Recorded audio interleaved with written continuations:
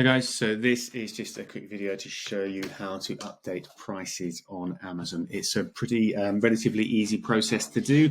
Unlike most things on Amazon, this is actually quite easy. So, but we as an agency, MrPrime.com, we don't actually update prices because just to alleviate any issues if anything goes wrong. So basically it's the responsibility of you, the client. So here we have a list of 8 ASINs that you'd like to update the prices for. So if we go to Seller Central, so I'll copy this now. So we've got this first one and we'll find that in a second. So if we go to Seller Central, log into Seller Central, you can see here, this is in Seller Central. This is the homepage that you will get, and then go into manage all inventory. Some of this may go wrong as we're doing it because this is live, but we'll just keep going anyway. So manage all inventory, and then what you should be able to do is go in here and then search for what it is you want exactly. Yes, that one has come up there. There we go. So then in there for the prices, all you need to do is go over the side here and then click, particularly if you want to try and do a sale price. I'm going to show you how to edit a sale price on here. You can update the price here, but what this actually does is this updates the main price of the listing and not actually the sale price. Quite often it's better to have a main price and then a sale price. And then what actually happens is, as long as the listing has some history, what happens on Amazon is that it shows up, as you may have seen before, as a sale price, and then it's called a strike through, a recommended retail price. And then it has a strike through it, and then it shows the sale price, which is incredibly appealing, and that makes people think they're going to get a good deal. Whereas in reality, that's what people usually do for the normal price. The sale price is normal. So let me show you how to do that. So you go into here, if you click edit on the side of your listing here, what it will do is it will bring you into the listing, or the back end of the listing as we call it, and then you go into in here. So on the right page here, on the offer page, so you've got here, so the actual price, your price, which means the double RP. So think of this as a double RP, which is actually never real. So in real life, like when you see something in the store and it says double RP, but our price is, that's kind of what we're doing here. So the double RP is $49.54.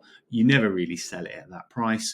And then what we do is in the sale price down here, just below, that's where we put the price. So the price that we've got for this is $34.68, which is a good price actually. So having 7s, 8s and 9s on the end of anything is always good, because that's really £35, but it looks like it's £34. So always having a 7, an 8, 9 on the end is a good idea. Again, you'll see that in any retail shop like Tesco's even, or anything. So the price we've put in here is $34.68. So if we get rid of that, so you can see there, so we've got the retail price, recommended retail price, and we've got the sale price on here. Now what it's going to do is it's going to ask dates for the sale price. So put the date as today's date, pretty simple, that's when it's going to start. Now the best thing to do for the end date is actually, you never really want it to end. So it's never really going to be a sale, as I said, because it's like a double RP, the oldest trick in the book. So what you do is you put it in there and then change this to the year 3000. Because it's not going to be our problem by the year 3000. So basically, by putting that in there, what that essentially does is means you never have to worry about this, about the sale price coming off. And then if you go back into here as well, it's not really necessary, but it does help for Amazon's back end for having your listings all proper and perfect. So list price with tax, I don't know why they need that in here as well, but basically it's the same here. So your price is the full price, list price with tax is the full price, and then the sale price is the actual price that you're going to be selling it at here. And then you put today's date to launch it, and then you put the year 3000 is when the sale is going to end, which effectively means the sale is never going to end, but you never have to come back to the back end to keep changing that. When that is done, importantly, so when you go through the offer, hopefully you'll get no other red things. Don't touch anything else and go all the way down to the bottom. Very importantly, what you need to do is click save and finish. So you can see here, when you've done that, it should buzz through. It should say, thank you for submitting the changes. Click done.